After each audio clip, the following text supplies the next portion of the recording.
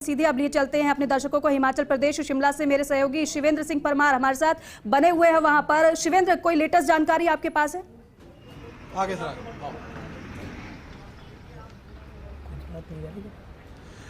देखिए, जैसे जैसे रुझानों में कांग्रेस पार्टी मजबूत दिख रही है तो शिमला में जो कांग्रेस का दफ्तर है वहां पर हलचल तेज हो रही है। कांग्रेस के कार्यकर्ता पहुंच रहे हैं। मेरे साथ IN मेहता साहब हैं जो सीनियर स्पोक पर्सन है हिमाचल कांग्रेस के, उनसे बातचीत करेंगे।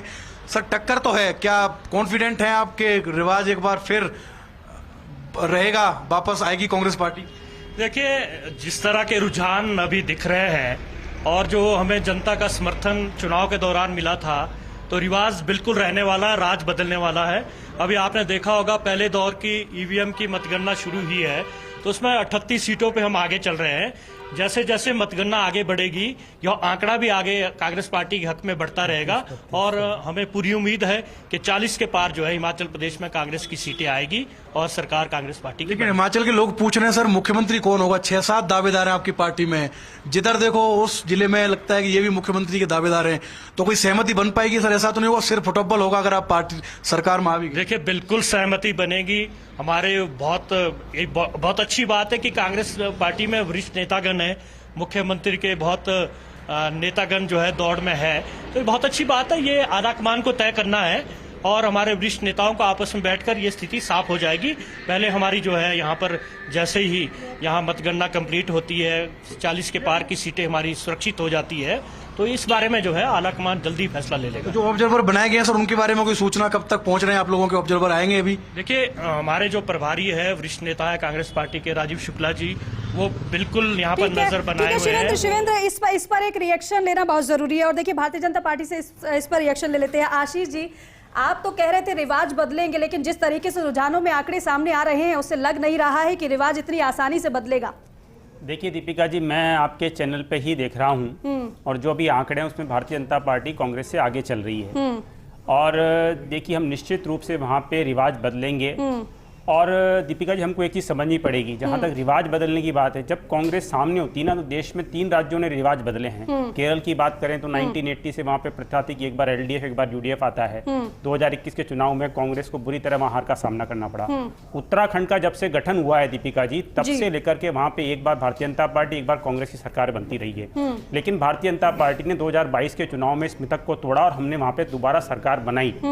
और आप मान के चलिए, जो आंकड़े मैं अभी टीवी चैनल पे आपके देख रहा हूँ उसमें भारतीय जनता पार्टी कांग्रेस से आगे चल रही है और जब ये फाइनल आंकड़े आएंगे तो भारतीय जनता पार्टी इस रिवाज को तोड़ेगी और राज बरकरार रहेगा। यानी कि अभी भी आप कॉन्फिडेंट ही नजर आ रहे हैं? कॉन्फिडेंट तो है ना, आपकी स्क्रीन देखिए ना, आपकी स्क्रीन बता रही है दीपिका जी, यहाँ कांटे का मुकाबला। लेकिन डॉक्टर मीनाक्षी जी भी हमारे साथ जुड़ी हुई हैं आम आदमी पार्टी से, उनका रिएक्शन लेना बहुत जरूरी है, क्योंकि डॉक्टर मीनाक्षी जी, आम आदमी पार्टी भी तो इस पूरे मामले को त्रिकोणीय बनाने की कोशिश कर रही थी, लेकिन जो रुझान सामने आ रहे हैं अभी एक सीट भी हासिल नहीं होती नजर आ रही है आम आदमी पार्टी को।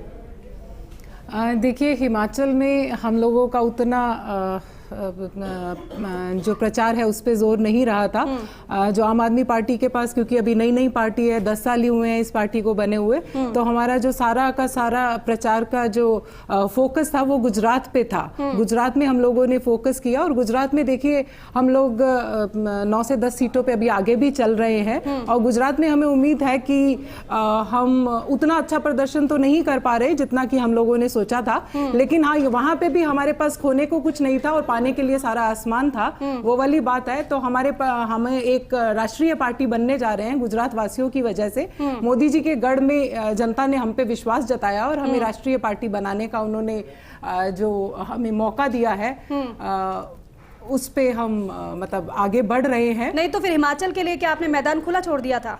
नहीं, हिमाचल के लिए खुला नहीं छोड़ा था, लेकिन एक छोटी पार्टी की अपनी एक कुछ मजबूरियां रहती हैं, वहाँ पे हमारा संगठन उतना मजबूत नहीं था। ठीक है, मजबूरियों के चलते आपका संगठन उतना मजबूत नहीं था, ये कारण आप बता रहे हैं कि अभी तक रुझानों में एक सीट भी आम आदमी पार्टी को मिलती हुई नहीं नजर आ रही। लेकिन कांग्रेस का मीनाक्षी जी सवाल है कि आप दिल्ली में सरकार आपकी जी, पंजाब में आपकी सरकार है जी, और हिमाचल बिल्कुल सटा हुआ राज्य है, तो क्या नहीं लगता आपको हिमाचल में ज्यादा मेहनत करनी चाहिए थी?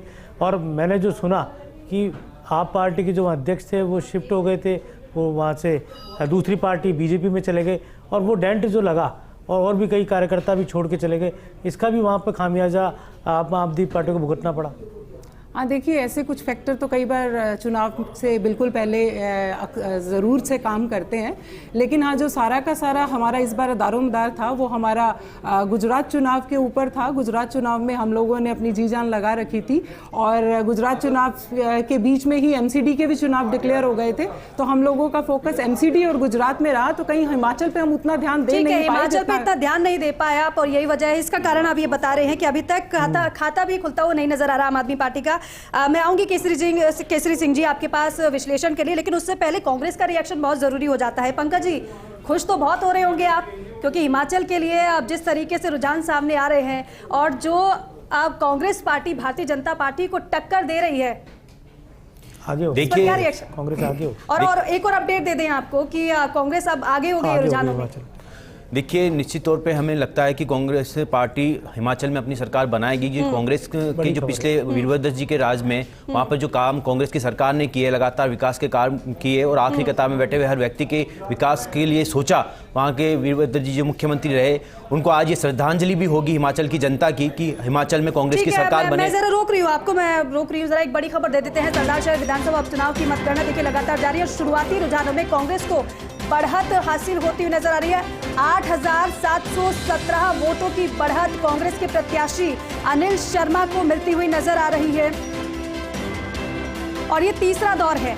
देखिए, पहले दौर का और दूसरे दौर का रुझान हमने आपको बताया, लेकिन तीसरे दौर का रुझान ये बयां कर रहा है कि 8,717 वोटों की बढ़त कांग्रेस प्रत्याशी अनिल शर्मा को मिल रही है। और जो जिस तरीके से अनुमान हम लगा रहे हैं लगातार कि अभी तो ये लीड बढ़ेगी, तो एक तरीके से हम देखें तो यहाँ पर कांग्रेस पार्टी को उस उम्मीद के मुताबिक ही वोट मिलते हुए नजर आ रहे हैं, जो उम्मीद कहीं ना कहीं कांग्रेस पार्टी ने कहीं ना कहीं उम्मीद की। तो और यहाँ बिल्कुल सही कह रहे हैं योगेश जी, अब एक तरफा चुनाव यहाँ पर ये नजर आ रहा है। आप अपनी बात पूरी करिएगा।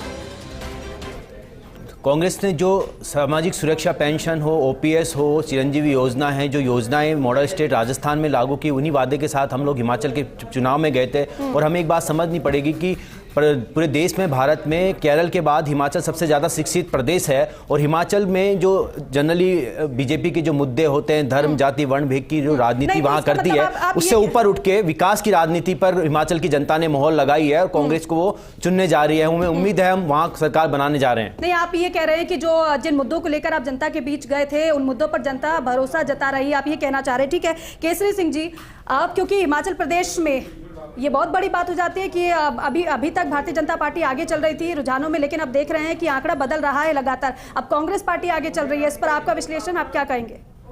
देखिए, अगर आप हिमाचल प्रदेश की जो कांग्रेस पार्टी है और उनका जो संगठन है उस पर नजर डालें तो काफी मजबूत संगठन है।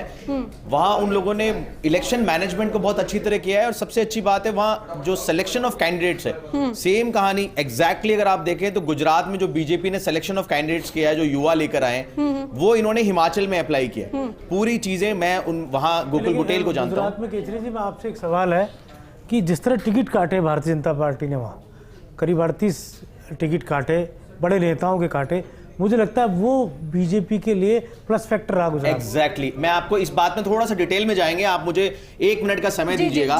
पिछली बार गुजरात के अंदर तकरीबन 69% वोटिंग हुई थी, इस बार गुजरात में करीब 64% वोटिंग हुई है। आप देखेंगे कि पिछली बार 2,96,00,000 के आसपास वोट पड़े थे, और इस बार गुजरात में तकरीबन 3,16,00,000 के आसपास वोट पड़े। ये जो 22 लाख वोट इस बार एक्स्ट्रा पड़े, ओवरऑल पोलिंग तो कम हुई है, और ये जो 22 लाख वोट पड़े, ये उन युवाओं के हैं जो इस बार वोटिंग लिस्ट में जुड़े हैं और उनमें ज्यादा जोश है।